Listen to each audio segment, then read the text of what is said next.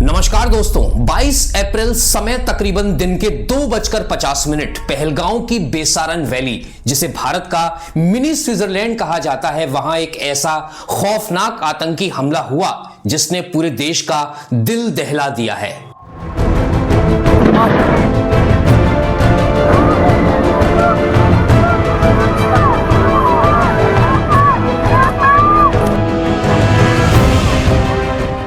Terrorist Pir Panjal के जंगलों के जरिए बेसारन पहुंचते हैं। बेसारन में टूरिस्ट के लिए कई छोटी छोटी दुकानें हैं। इनमें से सबसे पहले 2 टूरिस्ट जो इन दुकानों के पीछे हैं वो आगे आते हैं और 4 लोगों से पूछते हैं कि वो हिंदू हैं या फिर मुस्लिम। और जैसे ही ये क्लियर हो जाता है कि वो चारों लोग हिंदू हैं तो ये टेररिस्ट उनको पॉइंट ब्लैंक रेंज से गोली मार देते हैं। गोलीबारी सुन के उस जगह पर अफरा तफरी मच जाती है। फिर अचानक पेड़ों के बीच से 2 और टेररिस्ट आते हैं जो लोगों पर ओपन फायरिंग कर देते हैं।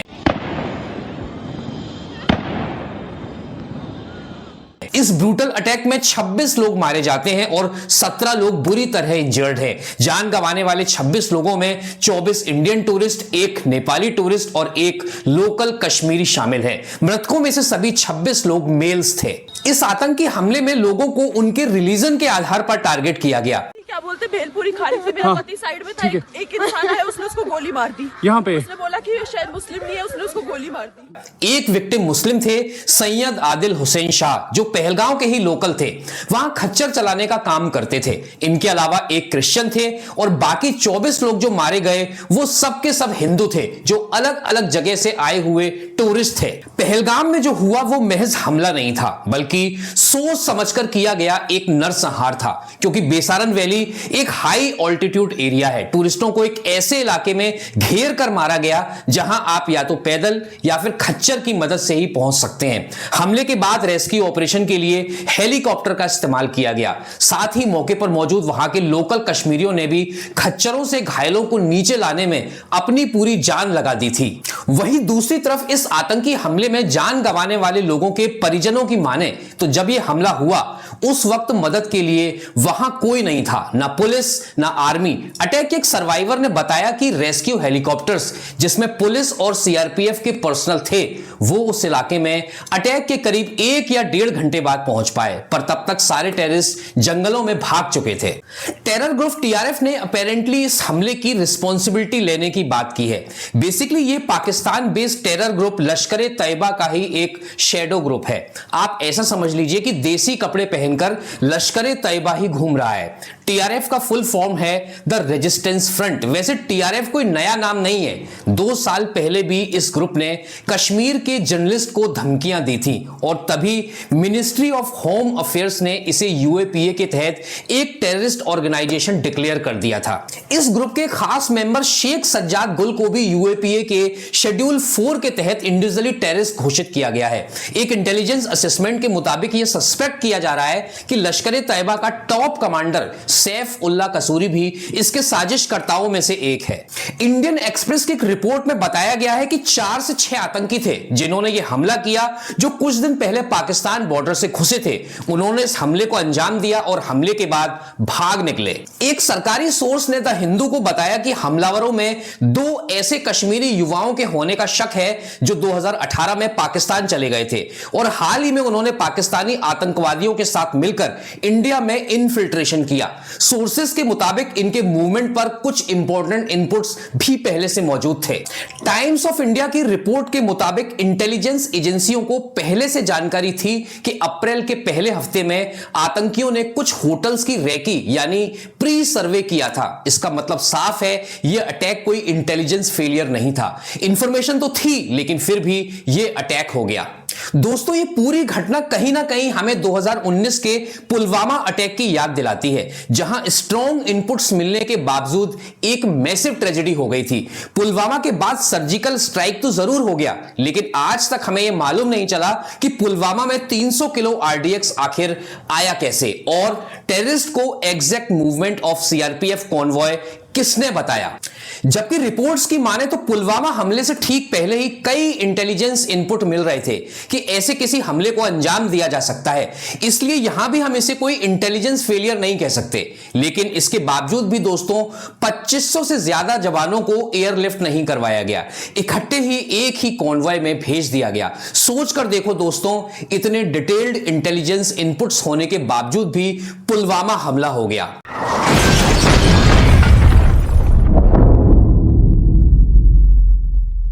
पुलवामा हमले में हुई 40 सीआरपीएफ जवानों की शहादत पर उनके नाम पर वोट मांगता हुआ पूरे देश में कौन घूम रहा था, ये आप लोगों को बताने की जरूरत नहीं है। मैं मेरे फर्स्ट टाइम वोटर से कहना चाहता हूं कि आपका पहला वोट पुलवामा में जो वीर शहीद हुए, उन वीर शहीदों के नाम आपका वोट समर्पित हो सकता है क्या? लेकिन चूक कहां हुई, किसकी गलती की वजह से इतना बड़ा हमला हो गया, इसकी जवाबदारी लेने के लिए कोई आगे नहीं आया।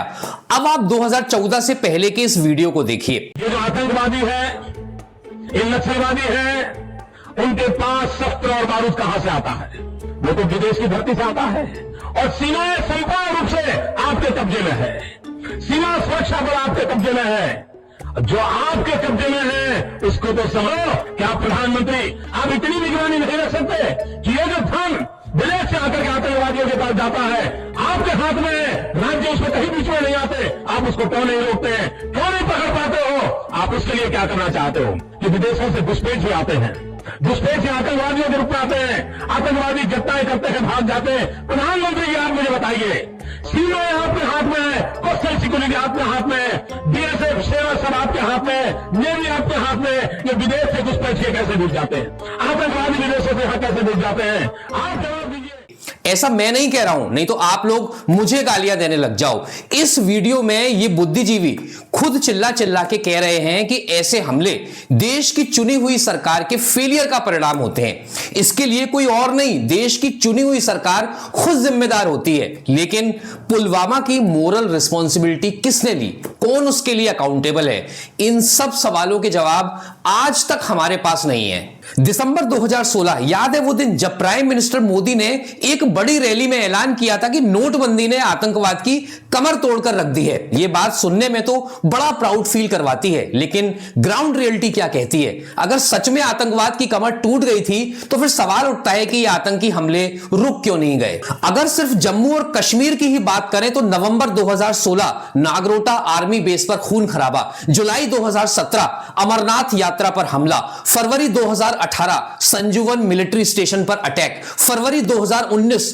पूरी दुनिया को दहला देने वाला पुलवामा अटैक, मार्च 2019 जम्मू बस स्टैंड पर ग्रेनेड ब्लास्ट, जून 2019 अवंतीपोरा में पैरा मिलिट्री पुलिस पर हमला, 2023 पूंछ राजौरी में फायरिंग, 2024 रियासी अटैक और अब 2025 पहलगांव की खूबसूरत वादियों को खून से रंग देने वाला हमला। एक के बाद एक आतंकी हमले हुए जा रहे हैं और देश की मीडिया में हिम्मत नहीं है सरकार से सवाल करने की। सवाल पूछना तो छोड़िए, ये लोग सरकार की पीआर एजेंसीज की तरह काम करने लग रहे हैं। जैसे ही देश में इस तरह की कोई घटना होती है ये डैमेज कंट्रोल मोड में आ जाते हैं। देश में इतना बड़ा आतंकी हमला हो गया, गोदी मीडिया एंकरों से इतनी सिंपल बात नहीं पूछी जा रही कि जिस जगह इतने सारे टूरिस्ट जमा थे वहां प्रॉपर सिक्योरिटी क्यों नहीं थी। 2000 लोग एक हाई रिस्क जोन में घूम रहे थे और आपके पास एक भी इंफॉर्मेशन नहीं पहुंची कि इतना बड़ा एक अटैक प्लान हो रहा है। उसके बाद लॉजिस्टिकल अपैरेटस देखिए कि कितनी देर हो गई आपको वहां तक पहुंचने के लिए, कितनी सटीकता से टेररिस्ट ने सोचा कि यहां तक तो कोई पहुंच ही नहीं पाएगा। आपके वहां तक पहुंचने में, हेलीकॉप्टर डिप्लॉय करने में कितने और ऐसे लोगों की मौत हुई जिन लोगों को बचाया जा सकता था। उनमें से कुछ की जान सिर्फ इसलिए चली गई क्योंकि इवैक्यूएशन डिले हो गया। तो इसका जवाब कौन देगा? Who is responsible for this avoidable deaths?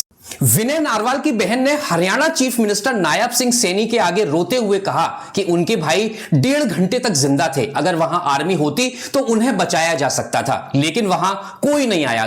रहे वहाँ पे 1.5 घंटा, वो दिन ज्यादा कोई नहीं आया वहाँ पे। अगर कोई मोदी आर्मी होती तो मेरे को बच सकता था, कोई नहीं आया वहाँ। कोई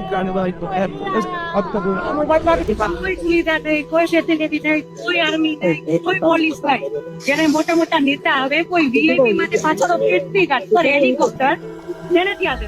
दोस्तों अभी कुछ दिन पहले की ये रिपोर्ट देखिए, डिफेंस मिनिस्ट्री ने पार्लियामेंट की स्टैंडिंग कमेटी को खुद बताया है कि करेंटली इंडियन आर्मी में 8,400 आर्मी ऑफिसर्स की और 92,400 सोल्जर्स की कमी है। कुल मिलाकर मोटा मोटी आर्मी में 1 लाख से ज्यादा आर्मी पर्सनल्स की शॉर्टेज है।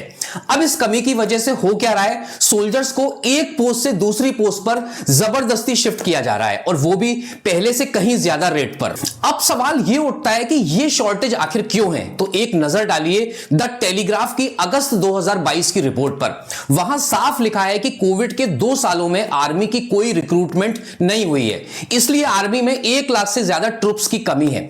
मतलब ये शॉर्टेज कोई अचानक से नहीं आई है, इट वॉज क्रिएटेड। लेकिन उससे भी ज्यादा शॉकिंग बात यह है कि सरकार अगले 3 साल में आर्मी की स्ट्रेंथ को 2 लाख और कम करने का प्लान कर रही है। जी हां, जब पहले से ही हमारी आर्मी मैन पावर क्राइसिस से जूझ रही है, तब रेशनलाइजेशन के नाम पर और कटौती की जा रही है। मिनिस्ट्री के एक ऑफिशियल ने बताया कि यह सब इसलिए हो रहा है ताकि सैलरी और पेंशन का खर्चा कम किया जा सके। दोस्तों, कोई तुक बनता है इस बात का कि दुनिया के सबसे खतरनाक इलाकों में तैनात हमारे जवानों की सैलरी और पेंशन बचाने के लिए उनकी तादाद घटाई जा रही है। कई लोगों ने आरोप लगाया कि सरकार आर्मी ऑफिसर्स की सैलरी और पेंशन पर पैसे बचाना चाह रही है और इसलिए इनकी ट्रूप स्ट्रेंथ कम करने का प्लान किया जा रहा है। दोस्तों, आपको याद होगा 5 जनवरी 2022 पंजाब के फिरोजपुर जिले में पीएम मोदी का काफिला एक फ्लाईओवर पर 15 से 20 मिनट के लिए रोकना पड़ गया था, क्योंकि वहां पहले से मौजूद कुछ किसानों ने रास्ता ब्लॉक किया हुआ था। इस घटना के बाद पूरे सिस्टम में हड़कंप मच जाता है। इस घटना को लेकर पीएम मोदी और उनके मंत्रियों ने भी खूब बवाल काटा था। खुद पीएम मोदी ने पंजाब के मुख्यमंत्री पर तंज कसते हुए कहा था कि अपने मुख्यमंत्री को धन्यवाद कहिए कि मैं यहां से जिंदा लौट पाया। इसके बाद क्या हुआ, पंजाब पुलिस के 7 अफसर सस्पेंड कर दिए जाते हैं। प्रोटेस्ट कर रहे फार्मर्स पर 307 अटेम्प्ट टू मर्डर जैसी भारी धारा लगाई जाती है। दोस्तों, यहां बात खुद नेताओं की सुरक्षा की थी, तो सरकार झट से एक्शन मोड में आ गई ताकि भविष्य में कभी किसी वीआईपी की सिक्योरिटी कॉम्प्रोमाइज ना हो। इसके लिए फाइनेंशियल ईयर 2024-25 के लिए वीआईपी सिक्योरिटी एसपीजी का बजट 446 करोड़ से बढ़ाकर 506 करोड़ कर दिया गया। ऐसे ही देश के अन्य नेताओं के लिए भी अलग अलग सुरक्षा कैटेगरी होती है, Z+Z, Y+Y, जिन पर करोड़ों खर्च होता है और यह सारा खर्च आता है टैक्स पेयर्स यानी हमारी जेब से। जब वीआईपी की बात हो तो सरकार फौरन एक्शन मोड में चली जाती है, लेकिन आम लोगों की सिक्योरिटी की बात हो तो सरकार आर्मी ट्रूप्स की सैलरी और पेंशन की चिंता करने लगती है। अब यहां कुछ लोग कहेंगे वीआईपी लोग इंपॉर्टेंट होते हैं, उनकी जान की कीमत ज्यादा है, लेकिन पहलगाम में जो आम आदमी मारे गए वो अपने घर वालों के लिए किसी वीआईपी से कम थे क्या? उनके बच्चे, उनके माता पिता, उनकी बीवी, उनके लिए वो आदमी ही तो पूरा संसार था, उनके लिए तो वही वीआईपी थे। तो सवाल ये नहीं है कि वीआईपी की जान की कीमत कितनी है, सवाल ये है कि कॉमन सिटीजन की लाइफ इतनी सस्ती क्यों है। ये कभी ट्रेन एक्सीडेंट में मारे जाते हैं, कभी भगदड़ में, कभी होर्डिंग गिर जाती है तो कभी पुल टूट जाता है, कभी किसी अमीर की महंगी गाड़ी के नीचे आके मारे जाते हैं, कभी सड़क पर मेन होल में गिर जाते हैं, तो कभी आतंकी हमले में मारे जाते हैं। क्या अब हमारे देश में किसी की जान की कीमत सिर्फ उसकी पोस्ट और पावर से तय होगी क्या? होम मिनिस्टर अमित शाह का बयान आया, आतंकियों को घर में घुसकर मारेंगे, चुन चुन कर मारेंगे। मोदी जी ने भी बिहार की एक चुनावी जनसभा से आतंकियों को चेतावनी दे डाली कि जिन्होंने भी यह काम किया है उनको उनकी कल्पना से भी बड़ी सजा मिलेगी। जी हां, बिल्कुल, उनकी कल्पना से भी बड़ी सजा देंगे, उनको चुन चुन के मारेंगे और घर में घुसकर मारेंगे। हमको हमारी सेना के शौर्य पर पूरा भरोसा है। मेरे वीडियो रिकॉर्ड करने तक हमारी जाबाज सेना साजिशकर्ताओं को उनके अंजाम तक पहुंचा भी चुकी है, लेकिन इसके साथ ही सवाल यह है कि क्या आपकी सरकार के पास कोई भी डिप्लोमेटिक सोल्यूशन है ऐसे आतंकी हमलों को रोकने का?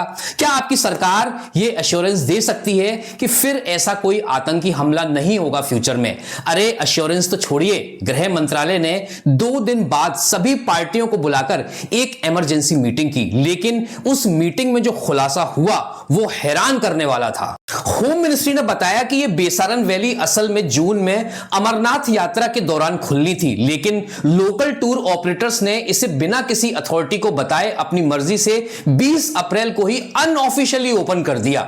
इस वजह से वहां कोई सिक्योरिटी नहीं थी। अब सोचिए, अगर यह इलाका ऑफिशियली बंद था तो फिर वहां टूरिस्ट कैसे पहुंच गए? और सबसे बड़ा सवाल, सिक्योरिटी फोर्सेस को 2 दिन तक भनक तक क्यों नहीं लगी कि लोग वहां घूम रहे हैं? आतंकियों को यह खबर मिल गई, लेकिन देश की सुरक्षा एजेंसियों को कुछ पता नहीं चला। सरकार के इन दावों को लेकर जब ऑल्ट न्यूज ने तहकीकात की तो टूरिस्ट, वहां के लोकल्स और टूर ऑपरेटर्स ने बताया कि बेसारन वैली तो 12 महीने खुली रहती है, बस भारी बर्फबारी में कम लोग जाते हैं। मार्च और अप्रैल में तो वहां का टूरिज्म पीक पर होता है। कई फैमिलीज ने सोशल मीडिया पर फोटो और ब्लॉग से प्रूफ किया कि वो 20 अप्रैल से पहले ही वहां घूम चुके थे, कोई मार्च में, कोई 6 या 15 अप्रैल को।